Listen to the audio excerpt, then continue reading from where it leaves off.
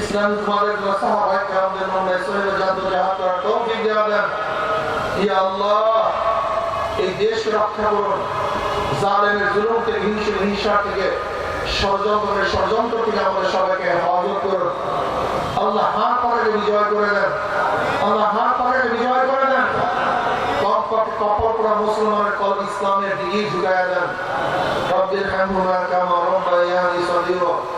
سبحان ربك رب العزة عما يصفون والسلام على المرسلين والحمد لله رب العالمين. السلام عليكم ورحمة الله وبركاته.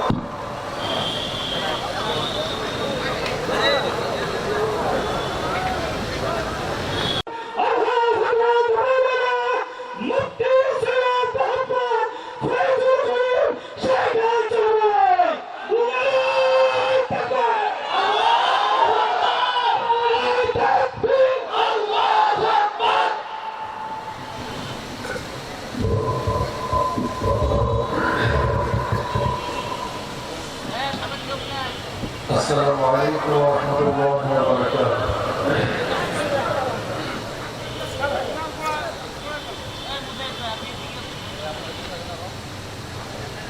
نحن نصلي على رسوله الكريم أما بعد. أعوذ بالله من الشيطان الرجيم. بسم الله الرحمن الرحيم. وتلك الأيام نداولها بين الناس. صدق الله العلي العظيم وصدق رسول النبي الكريم. के গণসম্মেলনের সম্মানিত সভাপতি, কেন্দ্রীয় সিনিয়র যুগ্ম মহাসচিব হযরত মাওলানা হাজী আতাউর রহমান সাহেব সহ সর্বস্তরের ইসলাম প্রিয় দেশপ্রিয় ভাইরা, ইসলামী আন্দোলন বাংলাদেশ কি কেন এই সম্পর্কে অনেকে জানি, অনেকে জানি না। ইসলামী আন্দোলন বাংলাদেশ বিশ্বাস করে শুধু দেশ, দল, নেতা পরিবর্তনের মাধ্যমে মানুষের শান্তি আসতে পারে না। এদের বারবার পরিবর্তন হয়েছে। ব্রিটিশরা ২০০ বছর শোষণ করেছিল। মুসলমানদের আন্দোলনের ভিত্তিতে ব্রিটিশ এদেশ থেকে ভাবতে বাধ্য হয়েছিল। ব্রিটিশদের বিরুদ্ধে আন্দোলন করেছিলাম বৈষম্য দূর করার জন্য। বৈষম্য থাকবে না, মানুষের অধিকারকে বাস্তবায়ন করার জন্য ব্রিটিশদের বিরুদ্ধে আন্দোলন করেছিলাম। ভেবেছিলাম মানুষ মুক্তি পাবে, শান্তি পাবে, মানুষের অধিকার ফিরে পাবে। এর জন্য ব্রিটিশ আন্দোলনে হাজারো মানুষ জীবন দিয়েছে, রক্ত দিয়েছে। ব্রিটিশ ভাবতে বাধ্য হয়েছে। ভেবেছিলাম বৈষম্য দূর, মানুষ মুক্তি পাবে, কিন্তু কি অত্যাচার অবিচার করছে। মুসলমানরা চিন্তা করছে মুসলমানদের জন্য আলাদা ভূখণ্ড ব্যতীত মুসলমানদের জন্য মুক্তি নাই, শান্তি নাই, কোনো পথ নাই। মুসলমানরা দাবি করছে মুসলমানদের জন্য আলাদা ভূখণ্ড চাই, আলাদা রাষ্ট্র চাই। এই মুসলমানদের দাবির ভিত্তিতেই 47-এ আমরা ভারত থেকে আলাদা হয়ে পাকিস্তান নামে একটা রাষ্ট্র হলাম। ভেবেছিলাম এবার মানুষ মুক্তি পাবে, শান্তি পাবে, বৈষম্য দূর হবে। কিন্তু কি দেখলাম, পশ্চিম পাকিস্তানের মানুষগুলি পূর্ব পাকিস্তানের মানুষের সাথে বৈষম্য করছে, তাদের অধিকার দিচ্ছে না, সাম্যতা রক্ষা করছে না। আবার আমরা এখন তুলে সাম্য, মানবিক মর্যাদা, সামাজিক ন্যায় বিচার প্রতিষ্ঠা করার জন্য পাকিস্তানের বিরুদ্ধে আন্দোলন করলাম, সংগ্রাম করলাম। ভেবেছিলাম যদি পশ্চিম পাকিস্তান থেকে আলাদা হয়ে স্বাধীন একটা রাষ্ট্র করতে পারি তাহলে আমরা মুক্তি পাবো, শান্তি পাবো। কিন্তু কি দেখলাম, 71 থেকে আসছে 2024 পর্যন্ত এই 53 বছর যারা শাসন করেছে তারা বৈষম্য দূর করতে পারে নাই, মানুষকে শান্তি দিতে পারে নাই, মানুষকে মুক্তি দিতে পারে নাই। আবারও আমরা 2024 5 আগস্টে বৈষম্য বিরোধী আন্দোলনে ঝাঁপিয়ে পড়েছিলাম। ছাত্র জনতা ঐক্য হয়ে মানুষের মুক্তির জন্য, শান্তির জন্য, বৈষম্য দূর করার জন্য আন্দোলন, সংগ্রাম, জীবন, রক্ত বিসর্জন দিয়ে ফেসিস্টকে হটিয়েছিলাম, ওই রাজপথে জীবনের মায়া ত্যাগ করে আমরা ঝাঁপিয়ে পড়েছিলাম। আমরা জানতাম যে ঘরে ফিরতে পারবো কি পারবো না, জানতাম স্ত্রীর কাছে যেতে পারবো কি পারবো না।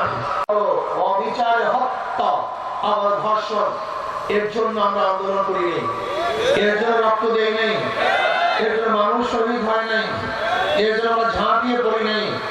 এতদিন চাঁদা কালেকশন করছে লেন্টু, এখন চাঁদা কালেকশন করে লেন্টু। এতদিন চুরি করছে লন্টু, এখন চুরি করে কেন্টু। শুধু হাতের পরিবর্তন হয়েছে, ব্যক্তির পরিবর্তন হয়েছে, চাঁদার পরিবর্তন। ওই আলু কি তরকারি जो पहली थी सब भी है। এক কবি তার দরবারে এখন খাদেম ছিল। খাদেম বেচারা কবির সাথে খেদমত করতে করতে তার মধ্যে কবিত্ব ভাব চলে আসছে। এখন কবি সাহেব রাষ্ট্রের বিরুদ্ধে, সরকারের বিরুদ্ধে কবিতা রচনা করতেছে। সুতুম সাজি জিপাকারি जो पहली थी सब भी है। রাজার অত্যাচার, অবিচার, জুলুম, নির্যাতন সেই প্রথম থেকে শুরু হয়েছে, আজও একই অবস্থায় চলছে, কোনো পরিবর্তন হয়নি। এই এক অংশ লিখছে, এখন খাদেম সব আসিয়া দেখতেছে কবি তো এক অংশ লিখছে, আর এক অংশ লিখি নাই। এখন কবি সাহেব সামনে লিখতেছে ওহি আলু কি তরকারি যে পহলি থি সব भी है। এই কবি সাহেবের দরবারে আসিয়া প্রথম থেকে আলু তরকারি খাওয়া শুরু করছি, আজও সেই আলু তরকারি চলতেছে, এর মধ্যে কোনো পরিবর্তন হয়নি। ওই প্রথম থেকে জুলুম, অত্যাচার, অবিচার চলতেছিল, আজও সেই জুলুম, অত্যাচার, অবিচার চলতেছে, কোনো পরিবর্তন হয়নি। কারণটা এই কারণে বুঝতে হবে। বারবার আন্দোলন করেছি, রক্ত দিয়েছি, জীবন দিয়েছি, কিন্তু মানুষের ভাগ্যের পরিবর্তন হয় না কেন? কি বোঝার দরকার আছে কি নাই? কি যুবক জানতে চাও সবাই? আর জানাতে, যদি এইটাকে ভুল করেন, না জানেন, তাহলে জীবনটা রক্ত দিবেন, কিন্তু ভাগ্যের পরিবর্তন হবে না। আমাদের শায়খ অবশ্যই এর সমাধান অনেক আগেই করে দিয়েছেন। তিনি কি বলেছেন? মাদার গাছ লাগিয়ে আমের আশা করা যায় না, তেঁতুল গাছের মধ্যে মিষ্টি ফলের আশা করা যায় না, চোর ডাকাতদের মাধ্যমে চুরি ডাকাতি বন্ধ হয় না। ধরে নেন একজনের নাম এ, একজনের নাম বি, একজনের নাম সি। এও চোর, বিও চোর, সিও চোর। ক্ষমতা আছে এ, সে কি করবে? কথা বলেন না, হটাও এ, সংগ্রাম আন্দোলন। বসাও বি, সে কি করবে? হটাও বি, আন্দোলন সংগ্রাম, হরতাল, অবরোধ। বসাও সি, সে কি করবে? কারণটা কি? নেতার পরিবর্তন হয়েছে, নীতি আদর্শ পরিবর্তন হয়নি। আপনি কি দেখেন ওসি সাহেব ট্রান্সফার হয়, ঘুষ সাহেব কিন্তু সে ক্যারি থাকে, সে কিন্তু ট্রান্সফার হয় না। এসপি সাহেব পরিবর্তন হয়, কিন্তু ঘুষ সাহেব, দুর্নীতি সাহেব, সে কিন্তু পরিবর্তন হয় না। ডিসি পরিবর্তন হয়, অন্যায় অবিচার কিন্তু পরিবর্তন হয় না। এর কারণটা ব্যক্তি পরিবর্তন হয়েছে, নীতি আদর্শ পরিবর্তন হয়নি। দলের পরিবর্তন হয়েছে, চরিত্রের পরিবর্তন হয়নি। আমরা সবুজ বাংলা দেখেছি, সোনার বাংলা দেখেছি, নতুন বাংলা দেখেছি, ডিজিটাল বাংলা দেখেছি, স্মার্ট বাংলা দেখেছি, হাজারো শাসক দেখেছি, আইয়ুব খানের শাসন দেখেছি, দেখেছি আমরা শেখ সাহেবের শাসন, দেখেছি আমরা জিয়া রহমানের শাসন, দেখেছি আমরা এরশাদের শাসন, আর মহিলা ব্যক্তিত্বের গণত্ব যুগে যুগে দেখেছিলাম। হাজারো শাসনের পরিবর্তন হয়েছে, কিন্তু মানুষের ভাগ্যের পরিবর্তন হয় নাই। বহু দলের শাসন দেখেছি, কিন্তু মানুষের ভাগ্যের পরিবর্তন হয় নাই। ওই চোরের মাধ্যমে চুরি বন্ধ হয় না, ডাকাতের মাধ্যমে ডাকাতি বন্ধ হয় না, দুর্নীতিবাজের মাধ্যমে দুর্নীতি বন্ধ হতে পারে না। এগুলো শুধু নেতা নয়, নীতির পরিবর্তন চাই।